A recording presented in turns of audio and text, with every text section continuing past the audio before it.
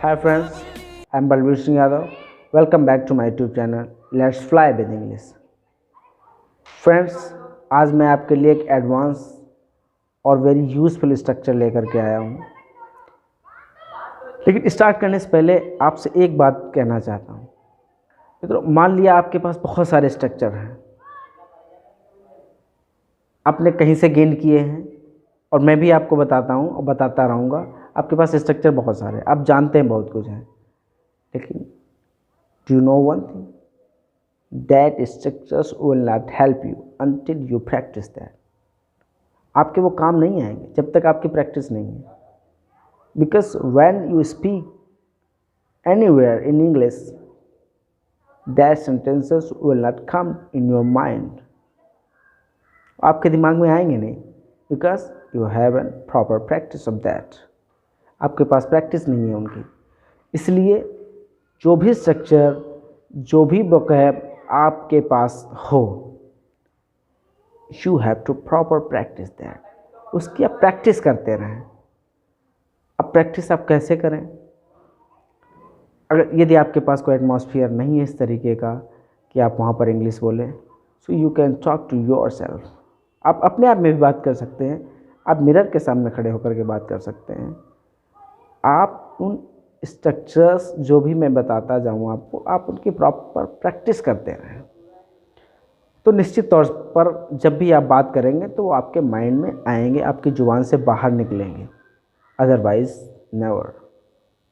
Okay, so let's get started. तो आज का हमारा स्ट्रक्चर है एज फॉर एज। तो एज फॉर एज कहाँ पर हम इस्तेमाल करते हैं? जब हमें हिंदी में कहना होता है जहाँ तक मेरी बात है, जहाँ तक मेरा सवाल है, रही बात मेरी, जहाँ तक उसका सवाल है, इस तरीके की बात आपको कहनी हो इंग्लिश में, तो आप इस स्ट्रक्चर का इस्तेमाल करते हैं। और कैसे करते हैं, आइए देखते हैं। सो जैसे आपको कहना है जहाँ तक मेरी बात है, मुझे इंग्लिश भाषा बहुत पसंद है, तो इसको इंग्लिश में कहेंगे as far as I am concerned, I like English language very much. कैसे बोलेंगे? As far as I am concerned, I like English language very much. तो आई एम की जगह आप सब्जेक्ट के अनुसार सब्जेक्ट चेंज कर लें। जिस तरीके की बात हो, जैसा सब्जेक्ट आपके सेंटेंस में आ रहा हो, उस तरीके से चेंज कर सकते हैं। जैसे as far as I am की जगह पर as far as she is concerned. जैसे सेंटेंस है, जहाँ तक उसका सवाल है वह बहुत ही झगड़ालू लड़की है, तो इसको कैसे कहेंगे? As far as she is concerned, as far as she is concerned, she is very aggressive girl. इसको ऐसे इंग्लिश में कहेंगे। जहाँ तक माया का सवाल है, मैं उससे बहुत प्यार करता हूँ, इसको कैसे कहेंगे? As far as Maya is concerned, I love her very much. रही बात अमिताभ बच्चन की, तो वो एक अनुभवी कलाकार हैं, तो इसको इंग्लिश में कैसे कहेंगे? As far as Amitabh Bachchan is concerned, he is a veteran actor. As far as Amitabh Bachchan is concerned, he is a veteran actor. इसके अलावा और एक चीज़ और है, एज फॉर एज की जगह पर आप सो फॉर एज भी लगा सकते हैं। एज फॉर एज और सो फॉर एज दोनों का एक ही मतलब है। और ये बातें जो, जैसे रही बात मेरी, रही बात उसकी, जहाँ तक मेरी बात है, जहाँ तक मेरा सवाल है, तो दोस्तों हिंदी में कहने के लहजे ये अलग हैं, लेकिन इनका सेंस लगभग एक ही है। इसलिए इंग्लिश में इनके लिए आप एक ही स्ट्रक्चर से काम चलाएंगे, एक ही स्ट्रक्चर काम में आएगा आपके एज फॉर एज। इसमें चेंज भी हो सकता है, जैसे as far as I know, जहाँ तक मैं जानता हूँ। जैसे जहाँ तक मेरी बात है, तो as far as I concerned आपने लगाया, as far as I am concerned. और इसमें जहाँ तक मैं जानता हूँ, तो इसमें आप कह देंगे as far as I no.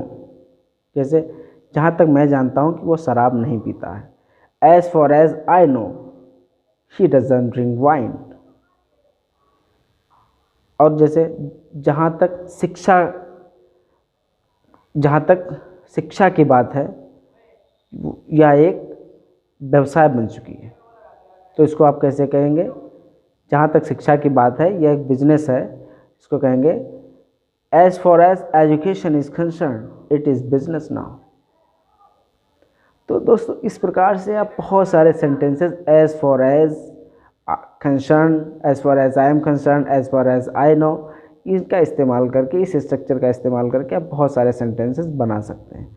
और इनकी प्रॉपर प्रैक्टिस करिए। जहाँ पर आपको बोलने का इस तरीके का मौका हो तो बोलिए। अगर आप कहीं पर आप जा रहे हैं, आपके दिमाग में कुछ इस तरीके का आया तो उसको तुरंत ट्रांसलेट करिए। हालांकि ट्रांसलेशन बहुत अच्छी चीज़ नहीं है, आपको इंग्लिश में ही सोचना चाहिए। लेकिन आप अगर स्टार्टिंग कर रहे हैं, आप अगर बिगनर हैं, तो ये आपके लिए संभव नहीं है कि आप स्टार्टिंग से ही इंग्लिश में थिंक करना शुरू करें। आपको ट्रांसलेशन की भी ज़रूरत पड़ेगी। आपको स्टार्टिंग में ट्रांसलेशन का सहारा लेना पड़ेगा, लेकिन धीरे धीरे जब आपकी प्रैक्टिस हो जाएगी प्रॉपर, तब आप इंग्लिश में सोचने लगेंगे। फिर आपको ट्रांसलेट करने की ज़रूरत नहीं रहेगी। फिर आप ऑटोमेटिकली आप इंग्लिश में ही सोचेंगे, जो सोचेंगे वैसा आप बोलते चले जाएंगे। लेकिन आपको एक एटमॉस्फेयर की ज़रूरत होगी जहाँ पर आपको इंग्लिश बोलने वाले लोग मिल सकें। I'll provide you the platform where you can deliver your speech, where you can speak out. In next video, I'll tell you that. Okay? So I hope ये स्ट्रक्चर आपको पसंद आया होगा। हाँ, but don't forget one thing, you have to practice it. Okay? And in the last, I'm going to work. आपको ये structures अच्छा लगा तो इसका एक सेंटेंस बना करके कमेंट बॉक्स में ज़रूर डालो। ओके? और हाँ, यदि आप चैनल पर नए हैं तो इसको सब्सक्राइब कर लें, और हमारा वीडियो पसंद आया हो तो इसको लाइक ज़रूर करें। And don't forget to hit the bell icon so that you can get new notifications. Okay, thank you very much.